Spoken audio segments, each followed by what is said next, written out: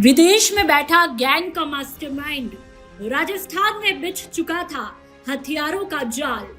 पिस्टलें पहुंच चुकी थी, शूटर्स भी तैयार थे, लेकिन वारदात से पहले पुलिस ने ऐसा जाल बिछाया कि गैंग का पूरा खेल ही बिगड़ गया। जी हाँ, राजस्थान में एक बड़ी गैंगवार कारोबारी पर हमला या फिर हाई प्रोफाइल मर्डर कुछ भी हो सकता था, क्योंकि कुख्यात गैंगस्टर रोहित गुदारा की गैंग ने राज्य में विदेशी हथियारों की बड़ी खेप उतार दी थी।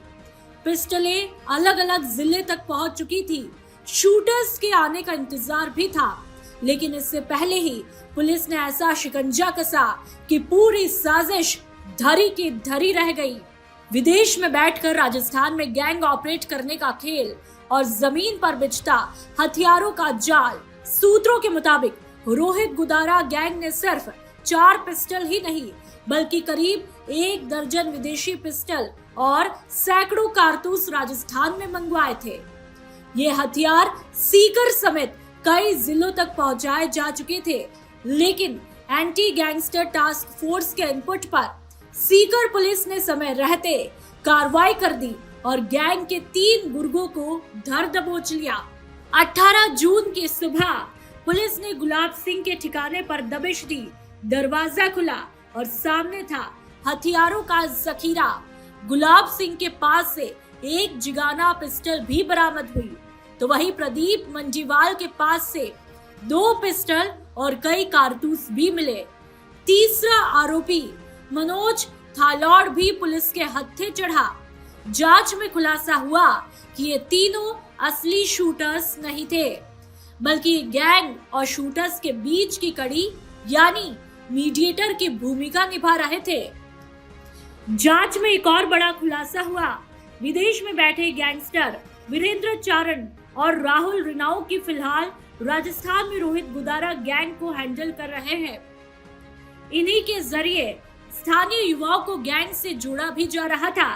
कोई आर्थिक तंगी में फंसा था, तो कोई नशे की लत के चलते लालच में आ गया। सूत्र बताते हैं कि गैंग अब सिग्नल ऐप की बजाय किसी दूसरे एन्क्रिप्टेड प्लेटफॉर्म के जरिए कम्युनिकेशन कर रही थी, लेकिन तकनीकी दिक्कतों और पुलिस की सतर्कता ने गैंग की प्लानिंग को झटका दिया। लोकल गुर्गों और शूटर्स के बीच संपर्क ही नहीं हो पाया और शूटर्स के राजस्थान पहुंचने से पहले ही पूरी साजिश बेनकाब हो गई। ये पहली बार नहीं है। अप्रैल माह में भी सुरक्षा एजेंसियों को इनपुट मिला था कि गुदारा गैंग के शूटर्स राजस्थान में किसी बड़ी वारदात को अंजाम देने वाले हैं।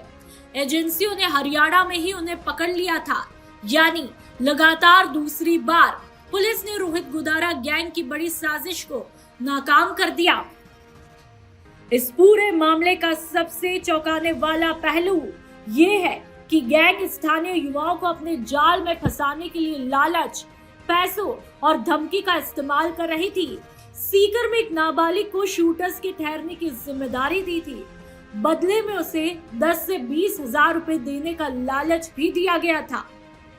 विदेश में बैठे गैंगस्टर राजस्थान में बिछा हथियारों का नेटवर्क और स्थानीय युवाओं को मोहरा बनाकर बड़ी वारदात की तैयारी, लेकिन पुलिस की समय रहते कार्रवाई ने इस बार गैंग के मंसूबों पर पानी फेर दिया।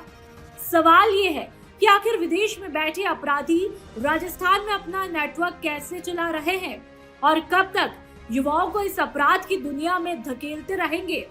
राजस्थान में गैंगवार की साजिश नाकाम हुई है, लेकिन इस खुलासे ने यह जरूर साबित किया कि अपराध की दुनिया अब सीमाओं से नहीं बल्कि नेटवर्क से चल रही है। मरुधरा से खुद को जोड़ने के लिए सब्सक्राइब करें और बने रहें पीके टाइम्स के साथ।